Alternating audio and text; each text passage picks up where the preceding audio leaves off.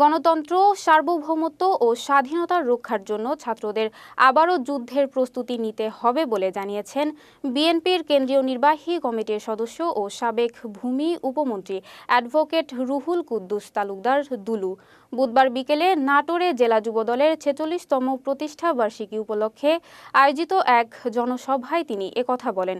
এ সময় দেশের সংবিধান ১৮ কোটি জনগণের জনপ্রতিনিধিরা সংশোধন করবে বলেও মন্তব্য করেন তিনি। সভায় অন্যান্যের মধ্যে বক্তব্য রাখেন জেলা বিএনপির আহ্বায়ক কমিটির সদস্য সচিব রহিম নেওয়াজ, যুগ্ম আহ্বায়ক ফরহাদ আলী দেওয়ান শাহীন, জেলা যুবদলের সভাপতি এ হাই তালুকদার ডালিম, ছাত্রদলের সভাপতি কামরুল ইসলাম সহ স্থানীয় নেতৃবৃন্দ।